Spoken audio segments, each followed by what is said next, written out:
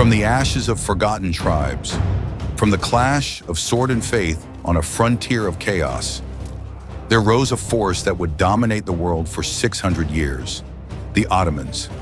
Their armies shattered crusades, crushed kingdoms, and stood at the very gates of Europe. Their cannons tore down the unbreakable walls of Constantinople. Their fleets carried their banners across the seas, and their sultans commanded millions, ruling over more land and people than Rome had ever dreamed of. This was not just an empire, it was a storm of fire and steel, ambition and vision, faith and power, from a nameless tribe to masters of 3 continents. This is not just history, this is the rise of the Ottoman Empire. The late 13th century was an age of ruins and opportunity. The Mongols had crushed kingdoms from China to Persia, scattering broken tribes into new lands. One of those tribes was led by a determined warrior, Ertugrul. He commanded no more than a few hundred horsemen, fighters armed with simple bows, curved sabers, and round shields. Against the massive armies of Byzantium or the Mongols, they were nothing. Yet what they lacked in numbers, they made up for in speed, discipline, and faith. Anatolia, where they settled, was a fractured frontier. To the west, Byzantium still held proud cities but was rotting from within. Civil wars, weak emperors, and exhausted peasants. To the east, the Seljuk Sultanate had been shattered, its once powerful armies reduced to fragments under Mongol control. Between these giants, small warlords and clans fought for survival. Here, Ertugrul's people forged their identity as Ghazis, frontier warriors who lived by constant battle. They raided Byzantine outposts, struck quickly, and vanished into the hills. Their weakness was clear: too few men, too little wealth, and no permanent strongholds. But their strength was sharper: mobility, loyalty, and the belief that God favored their cause. When Ertugrul died around 1280, leadership passed to his son, Osman. Osman was ambitious, with a vision larger than his father's. He saw that the Byzantine frontier was weak and ripe for conquest. Under his command, the Ottomans numbered perhaps 1,000 warriors, still small, but now trained, hardened, and united under a single banner. Osman's men carried composite bows that could pierce armor at a distance, and sabers perfect for cavalry charges. They struck fear into villages, overwhelmed garrisons, and offered captured peasants a choice: join them and find justice, or remain under Byzantine neglect. Many chose the Ottomans. In 1299, Osman declared independence from the powerless Seljuks. What had been a wandering clan now stood as a state. Small, yes. Fragile, yes. But alive.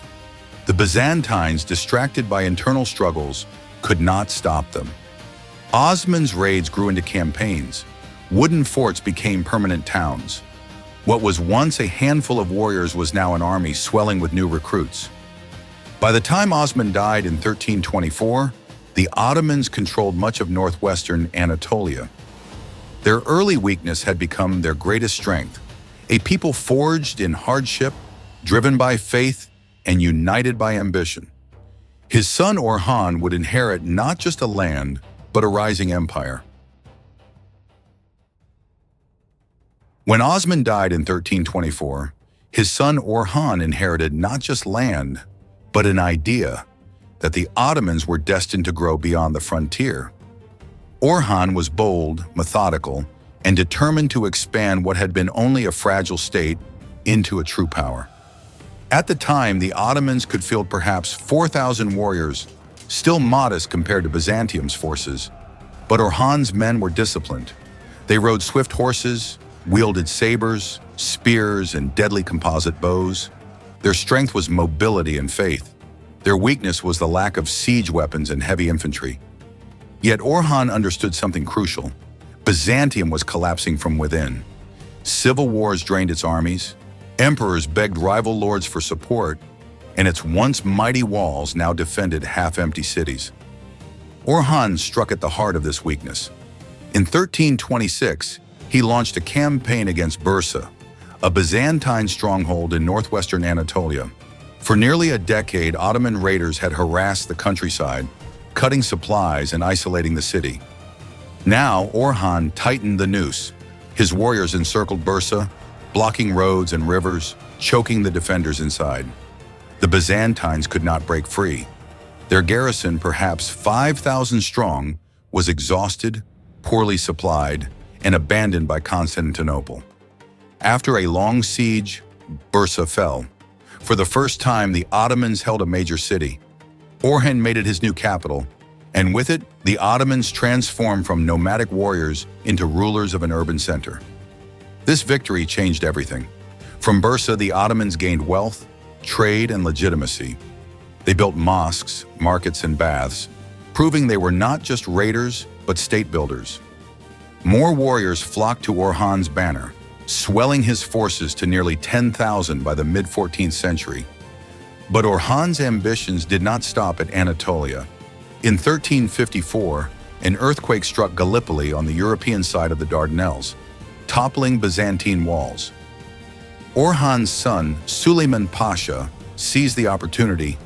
Ottoman troops poured in, occupying the city. It was their first foothold in Europe. From this moment, Byzantium realized too late. The Ottomans were no longer a border nuisance. They were a rising empire, with one foot in Asia and the other now firmly planted in Europe. With Orhan's death in 1362, the Ottoman throne passed to his son, Murad I. If Osman was the founder and Orhan the builder, then Murad was the conqueror who carried the Ottomans into Europe's heart. By Murad's reign, the Ottomans could muster nearly 20,000 men, archers, cavalry, and newly organized infantry. Murad introduced a system that would define Ottoman power for centuries, the Janissaries. These soldiers, recruited and trained from Christian captives, became an elite standing army. Unlike tribal warriors who fought for plunder, Janissaries fought for discipline, order, and the state. The Balkan lords underestimated this rising force. Divided among themselves, they imagined the Ottomans as just another raiding power. That illusion ended in 1371, on the banks of the Maritsa River. There, a coalition of Serbian and Bulgarian nobles marched with perhaps 50,000 men, outnumbering Murad's 15,000. Confident of victory, they advanced recklessly. But Murad struck at night. Ottoman cavalry swept through the enemy camp in chaos, cutting down lords as they slept, drowning thousands in the river. The slaughter was so devastating that the Balkan nobles began calling the river the place of destruction. This victory opened the Balkans. Cities like Sofia and Thessaloniki would fall. More lords bent the knee, preferring tribute over annihilation. But the greatest test came in 1389 at Kosovo. A coalition of Serbian princes, joined by Bosnian and Albanian allies, assembled an army of perhaps 30,000 men. Murad met them with nearly equal numbers, his disciplined Janissaries at the center, cavalry on the flanks. The battle raged fiercely. Ottoman arrows darkened the sky, cavalry clashed in the fields, and Janissaries pushed forward step by step. Though the Serbs fought with desperate valor, their lines broke under Ottoman discipline. The field was soaked in blood. Victory was costly. Murad himself was assassinated after the battle, stabbed by a Serbian knight who infiltrated his camp. Yet his death only sealed the Ottomans' destiny. His son Bayezid, called the Thunderbolt, seized command instantly and crushed all resistance. Kosovo became a symbol. Europe's frontier was broken, and the Balkans now lay open to Ottoman rule. When Murad I fell at Kosovo, his son Bayezid seized power with lightning speed. Known as Yildirim, the Thunderbolt, he lived up to his name. Within days, he crushed the remnants of the Serbian coalition, proving that Ottoman authority would not falter even in crisis. Bayezid was ruthless, ambitious, and swift in action. By the mid-1390s, he commanded an army of nearly 40,000 men, including 10,000 Janissaries and tens of thousands of cavalry. His forces moved with incredible speed, striking fear across both Anatolia and the Balkans. Where others hesitated, Bayezid struck like lightning. His campaigns were relentless. Serbia was reduced to a vassal. Bulgaria was absorbed entirely. Wallachia and Hungary felt the weight of Ottoman raids. In 1396, a massive crusader army, called by the Pope and led by French knights and Hungarian nobles, marched to crush the Ottomans at Nicopolis. Their numbers rivaled Bayezid's, nearly 60,000 strong. The knights charged recklessly, expecting to sweep the Ottomans aside. But Bayezid held firm. His archers rained arrows. His Janissaries stood disciplined. And when the Crusaders broke formation, his cavalry struck their flanks with devastating force. The Crusader army collapsed. Thousands were slaughtered, many nobles captured.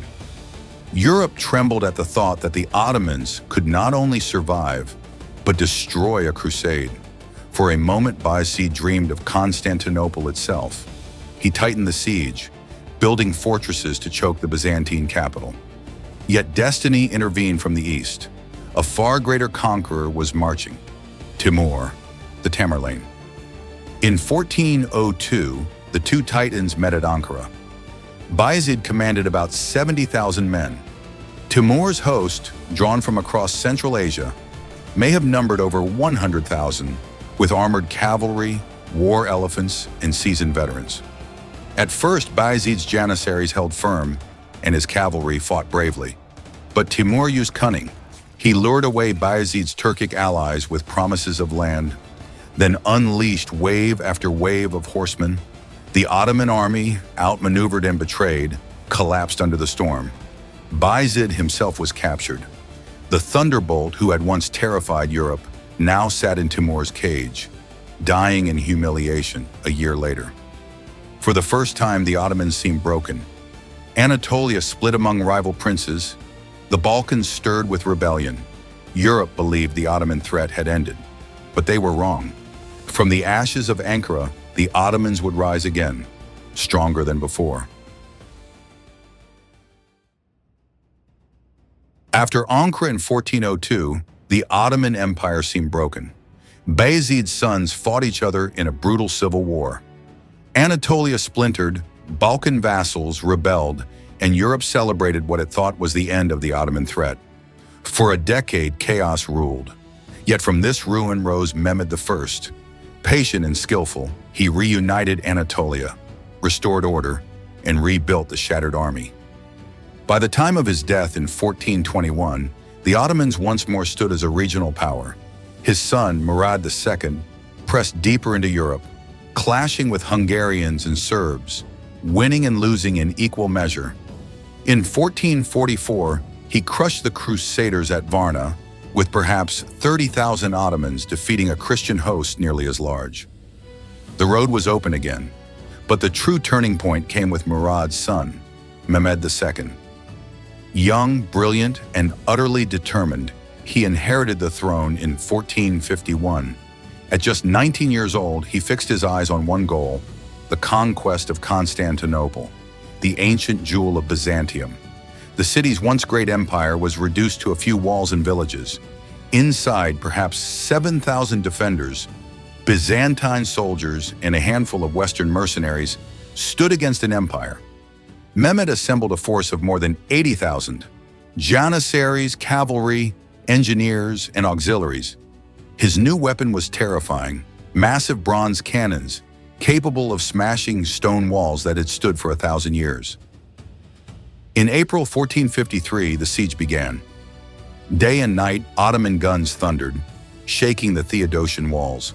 Waves of infantry surged, ladders and towers rising against the defenses. The Byzantines fought with desperate courage, repelling assault after assault. But supplies dwindled, and relief from the west never came. On May 29th, Mehmed launched the final storm. Tens of thousands attacked at once, the cannons pounding, Janissaries pushing through breaches. After hours of brutal combat, the Ottomans poured into the city. Emperor Constantine XI fell fighting at the walls, becoming a legend in death. By sunset, the banner of the crescent flew over Hagia Sophia. The city that had once been Rome's eastern capital was now Ottoman. Mehmed rode into Constantinople, declaring it the new seat of his empire. He became known forever as Fatih, the conqueror. With Constantinople, the Ottomans not only destroyed Byzantium, they crowned themselves heirs to Rome, masters of East and West. The empire had truly become global. The fall of Constantinople in 1453 crowned the Ottomans as heirs of empires past. From their new capital, now called Istanbul, they spread like a tide across 3 continents. Under Mehmed II, Bayezid II, and Selim I, Anatolia and the Balkans were secured, the Mamluks of Egypt were crushed, and the holy cities of Mecca and Medina fell under Ottoman rule. But it was under Suleiman I, called the Magnificent, that the empire reached its golden age. By the 16th century, the Ottomans commanded nearly 500,000 soldiers. At their heart were the Janissaries, now numbering over 40,000. Armed with matchlock muskets, disciplined beyond comparison. Their cavalry, the Sipahis, thundered across plains, while engineers and artillery turned sieges into science. In 1526, Suleiman struck Hungary at Mohacs. His 60,000 Ottomans annihilated a Christian army of 30,000 in less than 2 hours. The Hungarian king was killed, his kingdom shattered, and Central Europe opened to Ottoman expansion. From there, Suleiman advanced to the gates of Vienna in 1529, shaking the very heart of Europe. But Ottoman power was not only on land. Their fleets dominated the Mediterranean, the Red Sea, and the Persian Gulf. At Lepanto in 1571, they suffered a rare defeat, yet their navy recovered quickly, reminding Europe that Ottoman sails still ruled the seas. What made Suleiman remarkable was not only conquest but governance. He reformed laws, balanced justice with faith, and became known to his people as Kanuni, the lawgiver. Under him, Istanbul flourished as a city of scholars, merchants, architects, and poets. The empire stretched from Hungary to Arabia, from North Africa to Mesopotamia. Yet even the greatest empires cannot last forever. After Suleiman's death in 1566, the Ottomans slowly declined, weakened by corruption, internal strife, and the rise of new European powers. But for centuries, their shadows stretched across continents, shaping trade, politics, and faith. The story of the Ottomans was one of fire and steel, of ambition and vision. From a handful of warriors under Osman, they rose to command an empire of millions, ruling lands once claimed by Rome itself. Their legacy endures in the cities they built, the laws they shaped, in the memory of a people who carved a global empire out of nothing.